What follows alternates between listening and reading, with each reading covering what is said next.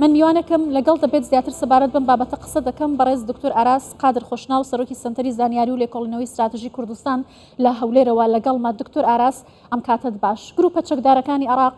ئێستا ڕۆژ بە ڕۆژ ژمارەیان لە زیادبووندایە بڕی ئەو بودجێش کە بۆیان تەرخان دەکرێت بودجەیەکی زۆر خەیاڵیە لە بودجەی بەرگری عێراق بنەمای دابینکردنی ئەم بودجەیە بۆم هێزە چەکدارانە چییە لەکوێوەیە؟ سڵاوتان لەبێت هەم لە راپۆرتی پامنێرتان لە بەغدا و هەم لە بیلۆگرافیەکەی بەڕێزشتان ئەو ژمارەدان قستە ڕوو بەڕاستی ئەو ژمارەیە ئەوەی دەمە یەک شتی سەفە بکەم هەر بۆ معلوماتتان زیادبوونی ژمارەی هێزە چەکدارە فەرمیەکانی عێراق لەوەی سوپای عێراق لەگەڵ هێزە ناوخۆیەکان لە نێوان ساڵی 21 بۆ 23 بە هەردووچیان 45,000 بووە بەس تەنها حەشدی شعبی وەک لە ڕقمەکە باست کرد نزیکەی لە 122,000 بوویتە 235,075 کەس واتە نزیکەی 116,000 کەس زیاد بووە دەتوانین بڵێم سێ بەقەت هێزەکانی فەرمی زیاد بووە هۆکارەکەشی ئەوەیە کە هەمان ئەو بیرۆکەی کە لە وڵاتێکی جیرانی ئێمە هەیە ئەوەیە کە لاوازکردنی دام و دەستگاکانی فەرمی و هێزی چەکداری ڕسمی حکومی بێتن لەپاڵ ئەو هێزی تر هەبێتن کە بتوانێتن کۆنتڕۆڵ بکاتن و ئەوانش خاوەن بڕیارن و ئەوەی بۆ ئەو گروپە چەکداران دێت هەر ئەوە نیەوەی لە بودجە تەخسیس کرایە کە وەک جەنابتان باشتان کرد لە ڕقمەکەدان کە بۆ 2023 3 تریلیۆن و با بڵێن 743 میلیارد دینارە بگرە بالضبط 3 تریلیۆن و 743 بەژێرەی بودجەوەی کە هێنێک 53 43 بەڵام جگەلەوە لە نەفقاتی قواتی بەڕێی عێراقی لە کڕینی سلاح لەوێ بگزنە باسکە 168 میلیارد لەوێ تەخسیس کرایە بگرە کۆمەڵێک پارێکە بە شێوازی جیاوازتری سەرف دەکرێت و ئەوەی کە مفارقەیە دەبێت لێرە بیڵێم هیچ لەوە شملی نەفقاتی فعلی ناکات کەەوەی ئێستا بەرامبەر هەرێمی کوردستان دەکەن کە نەفقاتی فعلی حساب دەکرێتن ئەو بنەما بەداخۆ بەڵێ پاشەوە یاسای 2016 کە دەرچوو ئەو کاتە گەلەبیرتانێت بەداخۆ بەشێک لە هێزەکانی کوردستانی دەنجی پێدا هەمووینا ئەو کاتە ئەو مەترسیان حساب نەکردەوە دەتوانم بڵێم قالبێکی یاسایی وەکەوە وەرگرتێ بەڵام نەک بۆ هەمویان لەبەرچی لە راپۆرتەکەتان باستان کرد ئێستا بەجێرەی ئاخر ئامار کە باسی ئەو فەسائلانە دەکەن نزیکەی 73 فەسیلی جیاواز هەیە لەو 73یانە پێنجیان هەر ئەتراف بە حکومەتی عێراقی هەر ناکەن بەڵام پارەشە بۆ تەخسیس دەکرێتن لەوانەش 165یان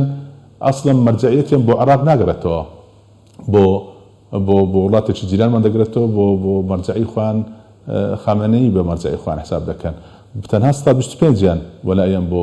مەرجعی باڵای عێراقی کە عەلی سیستانی 109یان بۆ مەرجعەکانی ترن واتە ناو گروپەکانیش ئەوانەی کە هەن بەشێکیان هیچ بابە حساب بۆ حکومەت ناکەن هەندێکیان حساب بۆ مەرجعیەتی با بڵێن شیعەج ناکەن لە عێراق ئەو کێشانەشەیە هەر ئەوە نییە ئەوەی کە هەیە کە بووە وەک گوتم بەرنامەیەکە کۆپیکردنی نمونەیەکی وڵاتێکی جیرانی خۆمانە بۆ لاوازکردنی موەسساتی فەرمی سەربازی و ئەمنی عێراقیە لە هەمان کاتیشدا ئەو بڕە پارە زۆری کە جەنابتان باستان کرد ئێمە گەورەترین کێشەمان ئێستا وەک هەرێمی کوردستان باز دەکەین ئەو بڕە پارەی کە لە قوتی هەرێمی کوردستان و خەڵکی هەرێمی کوردستان دەبڕێتن کە حەقی خۆتە بەڵام لەوێن دەرێ دەخرێتە بەر دەستی هەندێک خەڵک کە باشە دکتۆر ئاراس بنەمای پاڵپشتیکردنی ئەم گروپە چەکدارانە چییە لە کاتێک داماژت بەوە کرد بە ڕێژێکی زۆر بەرچاو لە ماوەی ئەو 10 ساڵە ئەم گروپانە لە زیادبووندان بودجەکەشیان بەو شێوازەیە بەم شێوازە حکومی عێراق دەکەن کێ پاڵپشتی ئەم لایەنانە دەکات کە توانویانە سەرجەم ئەو جونگانە بەدەستەوە بگرن ئێستاوەی لە عێراق بڕیار دەداتن عێراقیەکانی من چەندین جارە قسەمان کردیە زۆر بەڕوون و بە ئاشکایی ئەوەی کە ئێستا کە بڕیاری ئەو بابەتان داتن بەداخەوە سەرباری ئەو هەوڵانەی کە ئێستا بەڕێز سەرۆکی ئەنجومەنی وەزیرانی عێراق محەممەد شیع سودانی دەیداتن بەڵام بە خۆشی لە قسەکانی وازەحە کە تا ئێستاش نەیتوانیە کۆنتترۆلی هەموو ئەو فەسائلانە بکاتن و هەموو لەژێر چەتری ئەوین بگرە ئەوانە بەشێک لە زۆرین باسم 165یان ئەوانە مەرجعیان بەڕێز خامنەئی و ئێرە بە مەرجعی خوان دەزانن 165 ئەو گروپانە ئەوە قسەکە لێرە وازەحە بۆیە ئەوانە مەرجعیەتەکەیان بۆی حساب دەکەن و هیچ حسابێکیش بۆ حکومەتی عێراق ناکەن ناوخۆشیان بێگنیان و ئێستاکەش لە زۆربەی زۆری شوێنەکان هەر شوێنێکی ئەوان لێبن نە سوپای عێراق نە هێزە ئەمنیەکانی عێراق بۆیان نییە لەو شوێنە ئامادەن بەبێ ڕەزامەندی پێشوەختی ئەوان سەرباری ئەو پارە زۆرێک کە باسم کرد بودجە تەکید دەکەمەوە هەندێک زانیاری ورد هەیە کە بە چەندین ڕێگای دیکە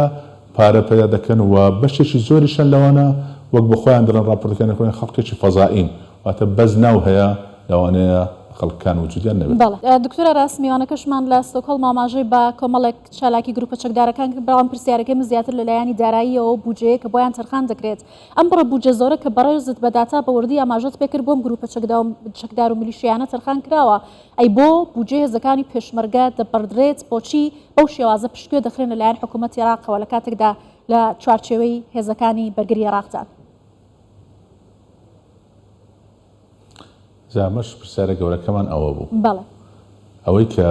لە استحقاقاتی خەڵکی هەرێمی کوردستان چ لە موچە و بودجەی خەڵکی هەرێمی کوردستان دەبڕێتن بەڵام بۆ ئەو جۆرە خەڵکانە سەرف دەکرێت کە وەک باسمان کرد لە دەرەوەی دەسەڵاتی عێراقشن من دەمێت شتێکەکە ئیسافا بکەم جگەل لەوە گوڵباخان جگەل لەوەی کە لە حکوومەتی عێراقی وەک لە بودجە بەیان دابین کراوە ئێستا لە عێراقدا هیچ پرۆژەیەکی وەبەرهێنان هیچ بازرگانیەکی گەورە هیچ لە هەموو دەواازە سنووریەکان ئەو فەسائلانەی حەشدی شعبی هەموو لەوێ نوێراتی خۆیان هەیە و بگرە سەرباری ئەو پارەی ڕسوماتی کە حکوومەت وەری دەگرێت دەبێت ئەوان پشکێکیان هەیە واتە چەندیان بە فەرمی بۆ دابین کرایە لە بودجە بەڵام چەندین بەقەد ئەوە پارەیان لە سەرچاوی دیکەی ناشەرعی و نادروست وە بە خۆفەڕستکردنە لەسەر هەموو واقعی عێراق. ئێستا کە قسە لەگەڵ دەکەم با جەنابی سەرۆکی ئەنجومەنی وەزیرانی عێراق بچێتە قەسر با تەماشە مینای قەسر بکاتن بزان لە مینای قەسر 17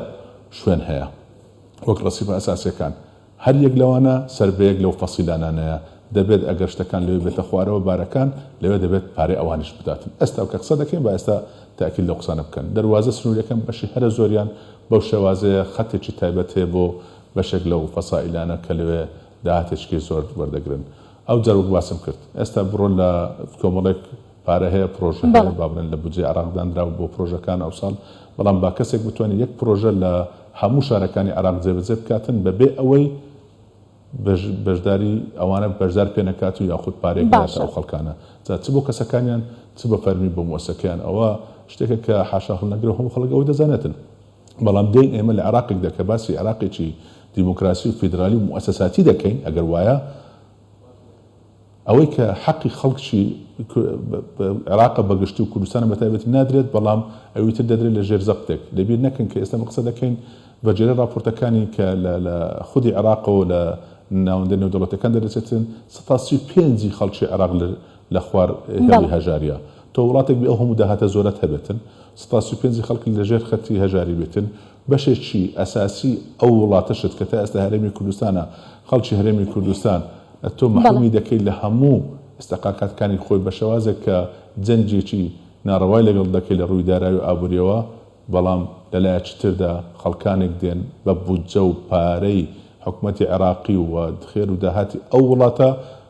دێن شتێک دەکەن بۆ تێکدانی ئەو وڵاتە و تێکدانی ئەو زۆر باشە دکتۆرە ڕاست کاتە کۆنتڕۆڵ نەکردنی جموجۆڵەکانی ئەم گروپە چەکدارانە لەلایەک چاودێری نەکردنی ئەو گەندەڵیە کێستایەوە باستان کرد و دەست بە سەرداگرتنی ئەو بەشە داهاتە گەورەیە لە عێراق لەلایەن ئەو گروپانەوە لەلایەن حکوومەتی عێراقەوە چه مەترسیەک بۆ سەر داهاتووی ئەم پرسە دروست دەکات چه بارگریانەیەک دەخاتە سەر بەشی ئابووری عێراق و هەروها فەرامۆشکردنی پشتگیریمی کوردستان و پێشمەرگە کە بەم شێوازە ئێستا کە هەیە مامەڵی لەگەڵدا دەکرێت. بەردەوامبوونی ئەو شێوازە هەڵسوکەوتانە و محاسبە نەکردن و سنووردانان بۆ ئەو هێزانانی لە دەرەوەی یاسا کە ئێستا کار دەکەن دەبێتەوە کاری بنکۆڵکردنی کۆی دەوڵەتی عێراقی لە پێشەموشی ئابووری و دارایی ئەو وڵاتە کە ئێستا دەتوانێت بن لە ئاستێکی مامناوەندا لە ڕووی ئەرقامەوە بەڵام لە ئەرزی واقعدا هیچ ڕەنجی نەدایێتەوە ئەوە لەلایەکی تریش دەمێت تەنها یەک شتکە ئیزافە بکەم گوڵباخان